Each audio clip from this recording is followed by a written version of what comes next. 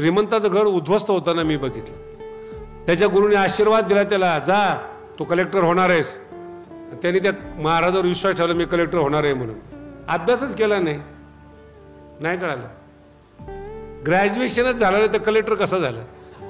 आणि सगळं झाल्यानंतर ती लोक माझ्याकडे आली, म्हणे महाराज. मग त्या मुलाला मी एकांतात घेतलं मन मोकळं करण्यासाठी. नेमका काय प्रकार आहे. त्यांनी आमच्यावर शायनिंग मारली, शास्त्रीजी आपण कलेक्टर होणार. म्हणलं कसं होणार. गुरुनी सांगितलंय, आशीर्वाद दिलेला आहे त्यांनी. नाही कळालं. आता तो 55 वर्षाचा आहे आणि अजून सुद्धा त्याचा गुरुवर विश्वास आहे. असे अंधश्रद्धाळू पुन्हा भेटू नयेत महाराज. असा आशीर्वाद असतो. ग्रॅज्युएशन झाले नाहीत आणि कलेक्टर. आणि अशा संतांच्या तुम्हाला सुद्धा सांगतो, नादी लागू नका. का की तुम्ही अंधश्रद्धाळू आहात म्हणून संतांचे व्यवसाय चालू आहे. तुम्ही जर कर्मावर विश्वास ठेवा, कर्म जर करत नसाल, जीवन जगूच नका. मजबूत कर्म करा, देवाची गरज पडत नाही. 2 अध्यायाचं सारांश आणि अतिशय चांगला विषय आहेत. त्याचं सारांश रूपाने आपण पाहतो.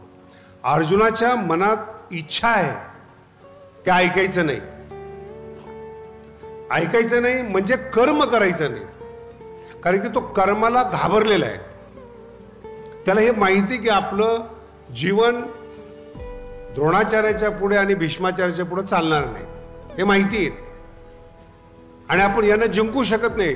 तर हार घेण्यापेक्षा, सिद्धांत आहे का बरं का, हार घेण्यापेक्षा अगोदरच असं कारण सांगा की अर्जुन जिंकणारा होता पण त्यांनी माघार घेतली. तिथून मोठे पण पाहिजे माणसाला. काय काय कसं विचित्र मानसिकता आहे, लक्षात येते. कर्म न करता मी श्रेष्ठ आहे हे सिद्ध करण्याचा अर्जुन प्रयत्न करतो. मी युद्ध केलं असतं पण माझ्या मनाला पटत नाही. असे किती लोक आहेत संसारामध्ये. ज्ञानेश्वरी पाठ करायला काय लागतं. उगाच शास्त्रीचं नुकसान नको. मी सुद्धा भावकथा करू शकतो, मी सुद्धा ज्ञानेश्वरी सांगू शकतो. कशाला चाललंय आपलं. असे तर्क नको. अभ्यास न करता, कर्म न करता. आणि जाता जाता एक सिद्धांत सांगून जातो, सगळ्यात मोठे हाल हो. महाराष्ट्रामध्ये किती संत आहेत. तालुक्याला 2-4 संत तर आहेच, असा महाराष्ट्र आहे आपला. भारतात किती संत आहेत. संतांची मांदियाळी आहे, एवढे संत आहेत. पण एक सांगू का तुम्हाला, अभ्यास जर केला नाही ना, त्या संताला ग्रंथच लिहिता येत नाही. आता काही काही असे ग्रंथ आहेत, नावं नाही ठेवायला पाहिजे त्यांना, नुसतं महात्मे आहेत. इथं चमत्कार केला, तिथं चमत्कार केला, त्याला बुक्का दिला, त्याला हळद दिली, त्याला कुंकू दिलं, नाही कानाखाली दिली पाहिजे. व्यक्तिगत कल्याण करणारा ग्रंथ लिहिणं एवढं सोपं वाटतं का तुम्हाला. व्यक्तिगत कल्याण कर्माचा सिद्धांत आहेत, त्याच्यावरच आजचा विषय हा. कर्म चुकीचं करा, देव तुम्हाला वाचवत नाही. संताचा तर विषयच नाही हो. संत त्या भानगडीतच पडत. देवाच्या क्षेत्रामध्ये संत फेरफार करत नाहीत. हात जोडून सगळ्या लोकांना सांगतो मी, कर्म चुकीचं करा, देव तुम्हाला सोडवणार नाही. आणि संत तर त्या भानगडीतच पडत नाही. तुम्ही चोरी करायची आणि संतांनी आशीर्वाद द्यायचे, जा तेरा कल्याण हो. नाही कानाखाली दिली पाहिजे संताला. असा संत असतो. बलात्कार करण्याला आधार देणारा, चुकीच्याला आधार देणारा. मराठी नाही कळले अजून. असे सगळे तर त्याच्या भोवतीच असतात. आणि त्यांचा हा गुरु असतो. सगळ्यांना पाठीराखा करणारा, राजकारणात पाठिंबा देणारा, सगळं करणारा. ह्यांना संत नका मानू, तुमचं कल्याण होणार नाही. पुढचा टप्पा आहे का, एक हा टप्पा. दुसरा टप्पा, कर्म न करता स्वतःला श्रेष्ठ समजू नका. दिवस रात्र कष्ट करावे लागतात महाराज. भीष्माचार्यासारखं म्हातारं 140व्या वर्षी युद्ध करते अर्जुनासारख्या योद्ध्याबरोबर. इतिहास वाचा. सकाळी 4 वाजता जिम मध्ये भीष्माचार्य होते. आताच्या भाषेत सांगितलं जिम मध्ये. आणि आपले पोरं बघा 8-9 वाजता उठतात, रात्री 1 वाजेपर्यंत फेसबुक चॅटिंग चालू असते. असले वाईट वाटतं तरुण पिढीकडे पाहिलं ना. चेहऱ्यावर तेज नाहीत, केस वर उभे राहिलेले. आता नवीनच कट निघाले, साईड कट. आणि ते केस असे उभे राहिलेले आहेत, जसं काय निवडणुकीलाच उभे राहिलेत. केसांना तेल नाही, चेहऱ्यावर चमक नाही, बरगड्या दिसत आहेत आणि शायनिंग मारत. तुला खलास करी ना. अरे कर्माने तुला खलास केलंय, तुझ्या कृतीने तुला खलास केलंय, तू काय जगाचं वाकडं करणार आहेस तू? वाईट वाटतं या गोष्टीचं. म्हणून अभ्यास करा, करणं. आणि भीष्माचार्य एकाच वेळेस सकाळी व्यायामाला जात होते. सगळं जग झोपलेले, वय 140 आणि सकाळचं जीवन बघा. आमचे जोग महाराज पैलवान होते आणि मस्त लोणी पिणी खायचे, काहीला सण नाही होत. बाबा तुम्ही लोणी, मग त्याने काय खायला पाहिजे? बुद्धी जर तुम्हाला चांगली टिकवायची असेल, चांगलं ज्ञान टिकवायचं असेल, डोक्यात आणि पोटात वाईट जाऊ देऊ नका, तुमचं कल्याण होईल. पोटात चुकीचं गेलं की दिवस गेला आणि डोक्यात चुकीचं गेलं की आयुष्य संपलं. भीष्माचार्य 140व्या वर्षी, इथं 50व्या वर्षी असाच दिसतो जसं काय 80 वर्ष आहेत. माझी फार गफलत होते कधी कधी. खेडेगावातले माणसं ठीक आहेत, पण शहरात गेलं ना ते 45-40चेच माणसं मला 60-65चे दिसायला लागतात. काल एक बाई आली होती गडावर, मला म्हणे शास्त्री स्किन स्पेशलिस्ट होती, कातडी कशी चांगली ठेवावी त्याची स्पेशलिस्ट होती. तिने मला विचारलं, मला तुमची स्किन अशी कशी काय? म्हटलं लग्न नाही केलं. काय सांगू दुसरं आता त्याला?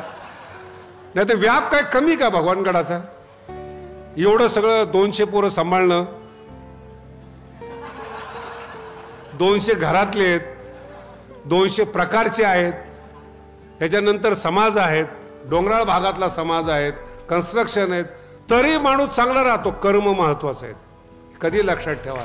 आणि हा ज्ञानोबरांचा सिद्धांत आहे. देव ज्याला प्राप्त करायचा असेल त्याला एकमेव मार्ग ज्ञानेश्वरीतला कर्माचा मार्ग आहे, दुसरा मार्ग नाही. उपासना करताय ना, कर्म आहे. ज्ञानेश्वरी पारायण करता, कर्म आहे. ज्ञानेश्वरी लक्षात ठेवता, कर्म आहे. बिना कर्माचं जगात कोणी मोठं झालं नाही. सगळ्यांचे इंटरव्ह्यू वाचा.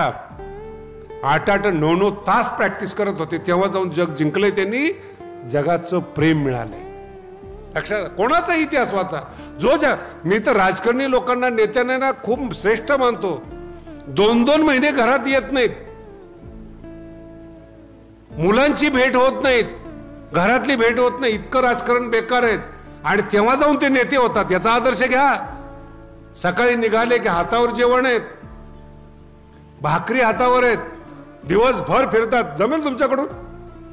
मला एक जण म्हटले, महाराज आम्ही एकादशीला येतो, तुम्ही बसत जा. म्हटलं तू बस माझ्या बरोबर, मग मी बसतो. तो 2 तासात पाठ ताटली त्याची. म्हणे बाबा जमत नाही. मग मला का सांगतो? कर्म हे 2 अध्याय आहेत ना, हे महत्वाचे आहेत. कर्म करा. अहो तुम्हाला याच्यापेक्षा पुढे सांगतो, बुद्धिमान असा. 3-3 कोटी पगार आहे भारतामध्ये. आणि जर बुद्धिमान असला ना तुम्ही, तर तुम्ही बाहेर जर गेला तर तुम्हाला 10-10 कोटी पगार आहेत. बुद्धी पैसा कमवते, बुद्धीला कर्म मोठं करते. पैसा कोण कमवतोय? बुद्धी. व्यापारी बुद्धी पाहिजे. ज्ञानाच्या मागे पैसा येतो, मूर्खाच्या मागे जातो. ज्या ज्या घरामध्ये, श्रीमंताच्या घरामध्ये मूर्ख जन्माला आले, वैभव गमवून बसले. मोठे मोठे किल्ले आहेत, जुनी पाटीलकी आहेत, आज काही नाहीये. त्यांचं जुनं कर्तृत्व मोठं आहेत, पण नवीन कर्तृत्व नाही. त्याच केवळ एकाच क्षेत्रात बोलतो असं नाही बरं का. आमच्या क्षेत्रात सुद्धा आहेत. फडकरी आहेत, मटकरी आहेत, महंत आहेत, सगळे आहेत. कर्माशिवाय पर्याय नाही. जर तुम्हाला व्यापक व्हायचं असेल, मोठं व्हायचं असेल, कर्म करावं लागेल. नाही मग माझं आम्ही नाही कर्म केलं तर? भगवंतानी असं शरीर बनवलंय बरं, आपलं शरीर असं बनवलंय, बिना कर्माचं कोणालाच राहता येत नाही. कोणालाच शब्द वापरलाय. मूर्ख असेल, अतिमूर्ख असेल, गाढव असेल, बिना कर्माचं राहता येत नाही. नाही कश्चित क्षणमपि जातु तिष्ठत्य कर्मकृत अकर्मकृत. पत्ते तरी खेळेल, गप्पा तरी मरल चावडीवर, झोपेल तरी, उलट सुलट होईल, पण शरीर कर्माशिवाय चालणारच नाही. अन्न पचत नाही महाराज कर्माशिवाय. शरीर यात्रा अपिचते. कर्म. म्हणून तर संध्याकाळी सांगतात ना लोक, डॉक्टर लोक गेले शहरात, चाला. बघा तुम्ही समुद्राच्या कडेला श्रीमंत लोक कर्म करत नाही, एसी मध्ये राहतात. आणि कर्माशिवाय शरीर टिकत नाही. म्हणून वाईट कर्म करण्यापेक्षा, चुकीचं कर्म करण्यापेक्षा योग्य कर्म करा. कर्म तुम्हाला प्रकाशित करतं. शब्द जड आहे, समजला असं वाटेल तुम्हाला. कर्म तुम्हाला प्रकाशित करतं. मेहनत केली तुम्हाला ती मेहनत प्रकाशित करते. कष्ट केलं, 12 तास दुकानात राहिलेत, ग्राहक सांगतो महाराज कधी त्याच्या दुकानात मालक असतो, डोळे झाकून लोक येतात. जीवन आहे, कर्म म्हणतात त्याला. कर्मठ शरपणा शरीरात पाहिजेच, चिंतन पाहिजेच. गरिबी जावी असं वाटत असेल, कर्म पाहिजेत. आणि याचं सगळ्यात मोठं उदाहरण ज्ञानेश्वरीमध्ये दिलंय भगवंतानी स्वतःच. ना नवाप्तमवाप्तव्यम वर्तते वच कर्मणी. भगवान श्रीकृष्ण म्हणतात मला काही मिळवायचं राहिलंय असं नाही, काही मिळालं नाही असं नाही. ना नवाप्त आप्तव्यम अनवाप्तव्यम काही नाही, तरी पण भगवंता म्हणतात वर्तते वच कर्मणी. मी कर्म करतो. ऐका, मी कर्म करतो. आता पुढचा टप्पा फार महत्वाचा आहे. मी जर कर्म करतो तर मला कर्म करणारेच आवडतात. जर कर्म नाही केलं, उत्सीदे युरमे लोकान, एकेका माणसाला खलास करून टाकतो जर कर्म करत नसेल तर. हे शब्द आहे उत्सादन शब्द आहेत. उत्सादन कट करणे. उत्सीदे युरमे लोकान न कुर्यात कर्म. मी कर्म न करणाऱ्याला जन्माला दिलं असा अपवाद मला नको आहेत. म्हणून जो कर्म, म्हणून काय होतं ते तुम्हाला पुढचा टप्पा सांगतो. म्हणून काय होतं, श्रीमंत लोक देवाला मानत नाहीत, विद्वान लोक देवाला मानत नाहीत, ज्ञानी लोक देवाला मानत नाहीत. त्याचं हे कारण आहे, कर्मानं ते मोठे झालेले आहेत म्हणून देव नकोय. मराठी कळाली? गीतेचं रहस्य सांगत असताना एकाने सांगितलंय गीता फक्त कर्मपर आहे. भगवान श्रीकृष्ण स्वतः सांगतात मी कर्म करतो, माझ्याबरोबर सगळ्यांनी कर्म केलं पाहिजे. आणि जे कर्म करतात ना त्यांना खरंच देवाची गरज नाही. मराठी कळाली का तुम्हाला? खूप अभ्यास केला आणि 7-8 कोटी पगार मिळायला लागला, कुठं आवश्यकता वाटते तुम्हाला देवाची? कर्म बंद करा, दुसऱ्या दिवशी कंपनीतून बाहेर. अर्थ कळाला? कर्म बंद, लगेच बाहेर. रिटायरमेंट नाही म्हणतात, डच्चू देणं म्हणतात. महाराज तुमचा परफॉर्मन्स चांगला नाहीये, जरा व्यवस्थित काम करा. कर्म करा, घरात पाहिजे तेवढे पैसे द्यायला येतील लोक. घरात हे कॉप्या करून पास झालेलं येड बापाचे पैसे घेऊन माझ्याकडे येतं, बघा कुठंतरी नोकरी आपण 4-5 लाख रुपये देऊ, असं पैदाच का केलं तू? कर्माला न मानणारी पोरं कधी, आणि त्या पोरांनी कधी जीवनात चांगलं होईल ही अपेक्षा सुद्धा ठेवू नये. अपेक्षा सुद्धा ठेवू नये त्यांनी. असं चांगलं होत नसतं, स्वप्नाळू असतात. काही मुलं झोपताना पुस्तक डोक्याखाली घेतात, शिरेल किती मूर्ख असतील. असं शिरत असतं पुस्तक डोक्यामध्ये. झोपल्या कल्पना करतात मी कलेक्टर झालो, मी मंत्री झालो, मी आमका, कळत काहीच नाही. कर्म योग्य पद्धतीने कर्म. एक ओवी सांगतो तुम्हाला कळेल. उचित कर्मे आघवी तुवा आचरोणी मजा अर्पावी. उचित योग्य कर्म सांगू नका लोकांना. उचित कर्मे आघवी तुवा आचरोणी मजा अर्पावी. मी भगवानगड मानतो या बाबतीमध्ये. आज तिथं ज्ञानदान आहे, अन्नदान आहेत आणि कर्म आहेत. या तिघाचा मेळ म्हणजे भगवानगड आहेत. 2-3 हजार लोक जेवतात, विद्यार्थी शिकतात, पुस्तकं छापली जातात, प्रवचन केलं जातं. कर्म गडावर बंद नाही म्हणून भगवानगड मोठा होतो. दुसरा महत्वाचा बाब, प्रतिस्पर्धा करत नाही भगवानगड. स्वतःच्या कर्माला किंमत देतो, प्रतिस्पर्धा नाही. याच्यासारखं आपण असं नाही. आम्ही तर हे ठरवलंय आपल्यासारखं कोणीच नाही. ज्ञानेश्वरी ज्याच्या जवळ आहे त्यांनी कशाला स्पर्धा करावी कोणाबरोबर? कर्म, पुन्हा सांगतो कर्म. आणि इतकं निष्ठेनं कर्म केलं पाहिजेत, कर्माशिवाय एक क्षण राहिलं नाही पाहिजे. निवृत्त झालं ना तरी कर्म केलं पाहिजे, नाही तर शरीर बाद होतं. कंबर दुखेल, हाडकं दुखतील, गुडघं दुखतील. एकाच गुडघा दुखत होता, म्हणलं मेंदू तिथंच असेल. अरे कर्म कर, दुखणं बंद होईल. बसून नको राहू. माझा मुद्दा समजून घ्या. चाला, कष्ट करा, व्यायाम करा.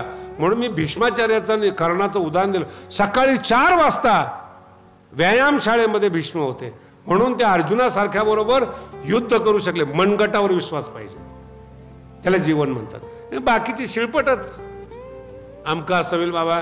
मला एक श्रीमंताचं घर उद्ध्वस्त होताना मी बघितलं.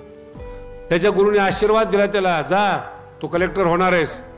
त्यांनी त्या महाराजावर विश्वास ठेवला, मी कलेक्टर होणार आहे म्हणून. अभ्यासच केला नाही, नाही कळालं. ग्रॅज्युएशनच झालं नाही तर कलेक्टर कसं झालं. आणि सगळं झाल्यानंतर ती लोक माझ्याकडे आली, म्हणे महाराज. मग त्या मुलाला मी एकांतात घेतलं मन मोकळं करण्यासाठी. नेमका काय प्रकार आहे. त्याने आमच्यावर शायनिंग मारली, शास्त्रीजी आपण कलेक्टर होणार. म्हणलं कसं होणार. गुरुनी सांगितलंय, आशीर्वाद दिलेला आहे त्यांनी. नाही कळालं. आता तो 55 वर्षाचा आहे आणि अजून सुद्धा त्याचा गुरुवर विश्वास आहे. असे अंधश्रद्धाळू पुन्हा भेटू नयेत महाराज, असा आशीर्वाद असतो.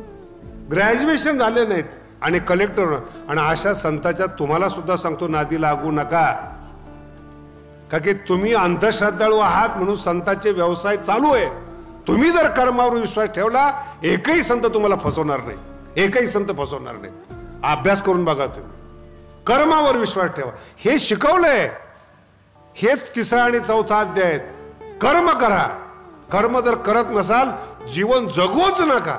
म्हणून कायम बसून राहणारे माणसं बघा बरं, किती ठिकाणी पसरलेले असतात क्षेत्रफळ त्यांचं, बघितलं का तुम्ही.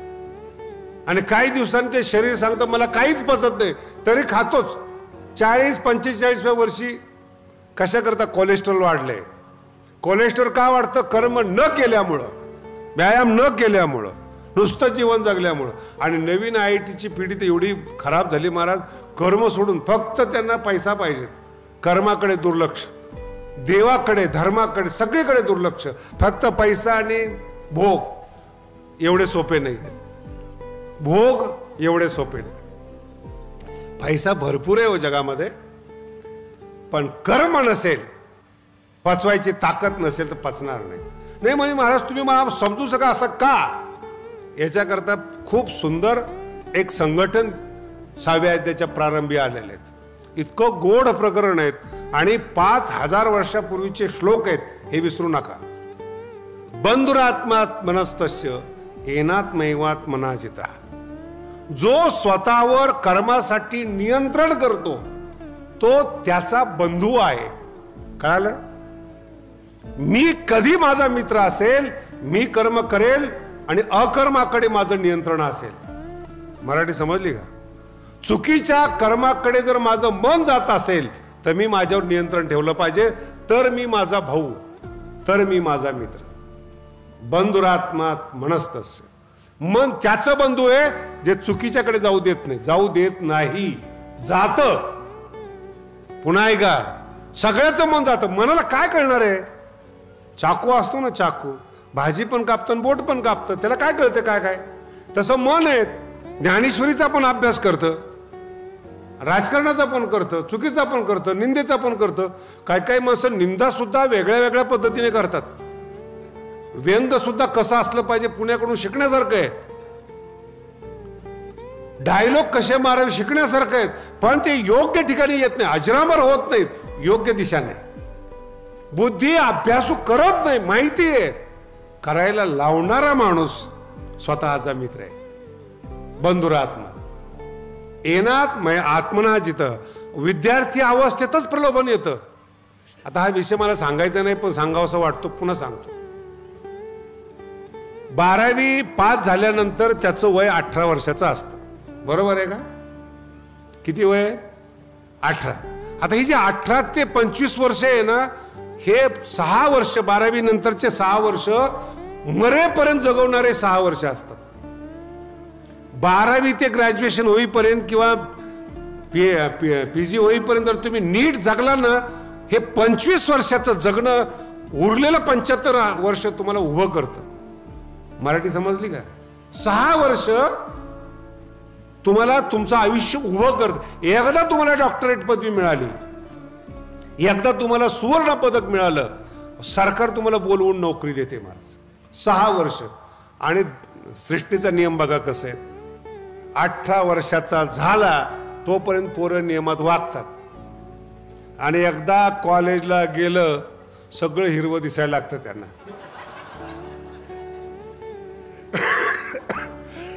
जे हसले ते त्याच वयातले तर बाकीचे बसलेले तर आमचे गेलेले म्हणतात. आता काय करणार त्याला. सृष्टीचा नियम बघा. म्हणून हे श्लोक समजण्यासाठी त्याचा उपयोग आहे. हे जे 6 वर्ष आहेत 18 ते 25 7 असतील 25 याच्यात उभं राहायचं सामर्थ्य आहे. आणि हे 6-7 वर्ष जर तुम्ही कर्म केलं मजबूतीने अभ्यास केला 25 नंतर सगळं जग तुमच्या आनंदाला शरण येणार आहे महाराज. कितीही लागा.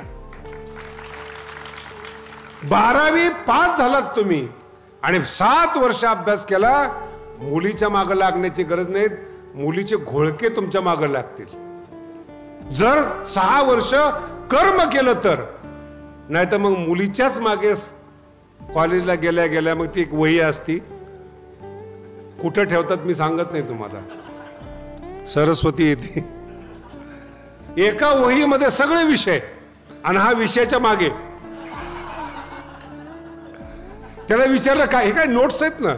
नोट्स आहेत नोटा नाहीत. आणि मग कॉलेजमध्ये ग्रुप तयार होतो. मग एक जण त्याचं नेतृत्व करतो. बाकीचे सगळे कार्यकर्ते होतात. मग हे झुंडच्या झुंड मुलीच्या मागे लागतात. मुली यांना मूर्ख समजतात वगैरे वगैरे. आणि मुलीला जेव्हा अक्कल येते 24व्या-25व्या वर्षी तेव्हा तिच्या लक्षात येतं हा ग्रुप कर्मनुसाठी चांगला होता आयुष्यासाठी चांगला. मग सांगते माझ्या वडिलांनी नगडं ठरवलंय मी वडिलाचं मोडत नाहीत. मग याचं हृदय तुटतं. एक तर संन्यासी होतो नाही तर दारुड्या होतो. कर्म न करण्याचं परिणाम काय होतो ते तुम्हाला मी सांगतो लक्षात ठेवा.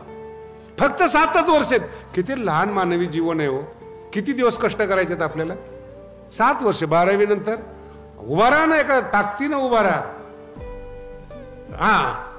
मग नंतर जितकं तुम्ही पुढे कष्ट कराल महाराष्ट्र शरण येतो. महाराष्ट्र शरण येतो. जितकं कष्ट कराल तुम्ही. जे खेळाडू आहेत 8-8 तास प्रॅक्टिस करतात. 8-8 तास शरीरातून पाणी काढतात घाम काढतात. हे कर्म आहेत. आणि जो असं कर्म करतो त्याला भोग शरण येतात. त्याला हृदय हातावर घेऊन फिरायची गरज नाही पडत. हा फिरतो. मला कधी कधी खरं सांगू तुम्हाला जे पोरं पुरीच्या मागे लागतात ना ते पोरच वाटत नाहीत मला.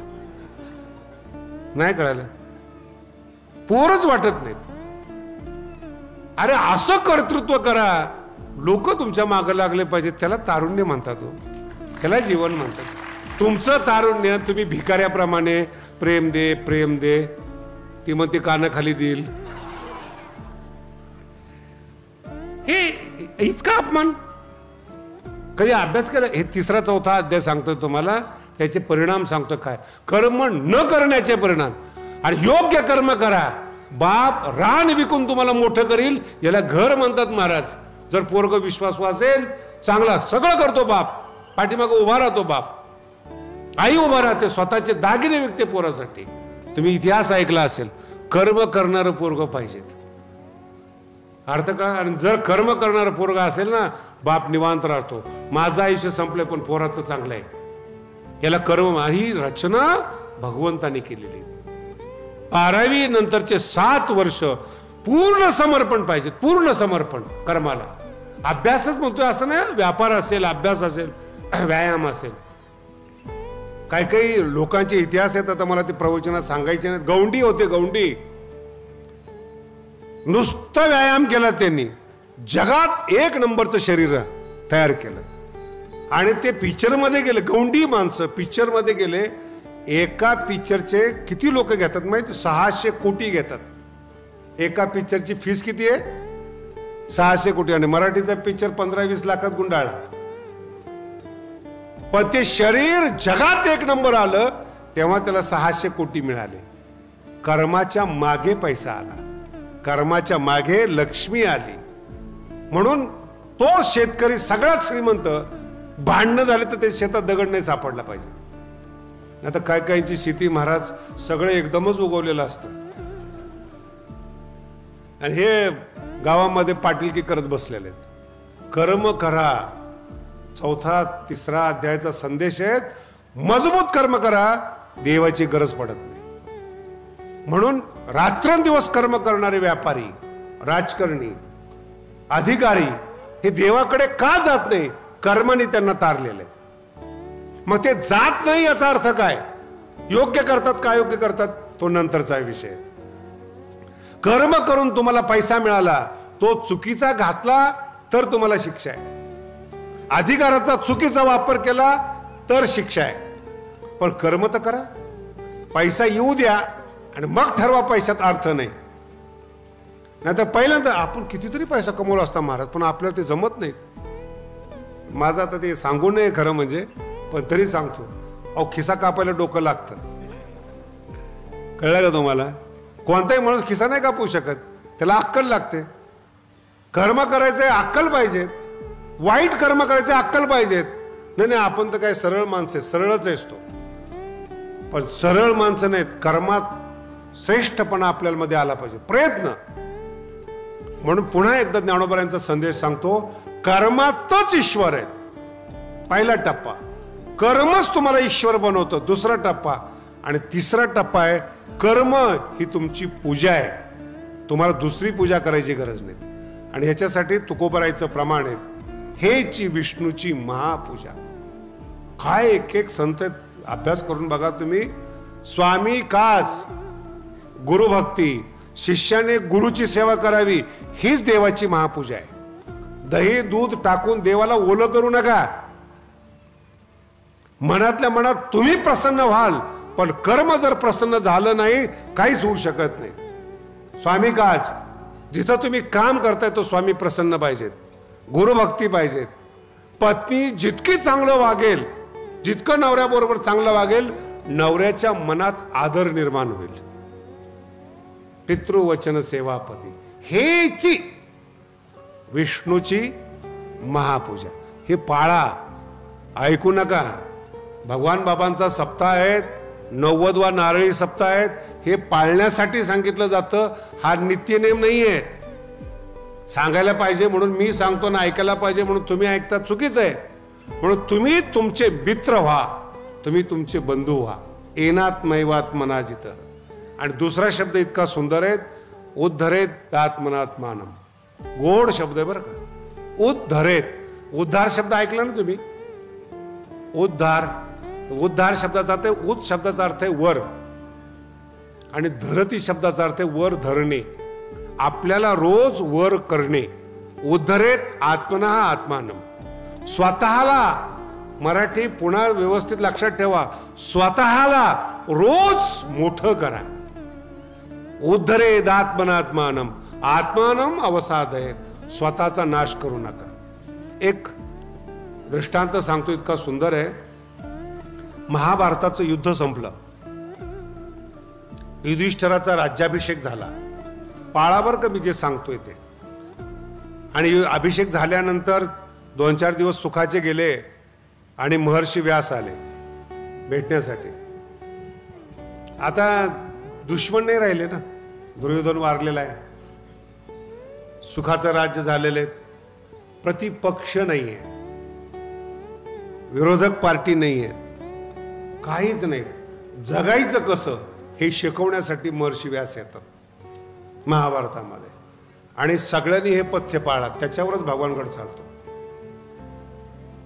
आल्यानंतर धृतराष्ट्र आपल्या युधिष्ठिरासमोर बसले आणि राज्य कसं करावं हे गीतेचे लेखक महर्षी व्यास युधिष्ठिराला सांगतात.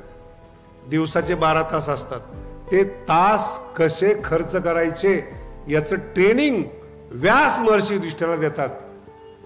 लक्षात येते तुम्हाला? तुम्ही कधी हा विचार केलाय का? उठल्यानंतर किती तास असतात. काही काही माणसं भाग्यवान आहेत बरं का, एक तर 10ला उठतात, ते पण नाईलाज असतो जेवावं लागतं म्हणून, आणि 12 वाजेपर्यंत जेवण होतं, पुन्हा 1ला झोपतात. नित्यनेम आम्ही ते प्राणी मी बघितले, साधक लोक बघितले. त्यांना म्हटलं का रे 1 वाजता झोपतात दुपार? सवय. काय उत्तर आहे? कुणी लावली सवय? आणि 1ला झोपले की 4ला उठायचं. आळंदीमध्ये प्रदक्षिणा करायची, मंदिरात गप्पा मारायच्या, भजन केलं तर केलं, संध्याकाळी 9 9:30ला असे दिवस जातात, बिना कर्माचे दिवस जातात. आणि हताश होतात म्हातारपणामध्ये. लग्न नाही, कीर्तन येत नाही, अभ्यास नाहीत. आणि मग ते उदास चेहरे जेव्हा आम्हाला भेटतात, महाराज धोतर आहे का,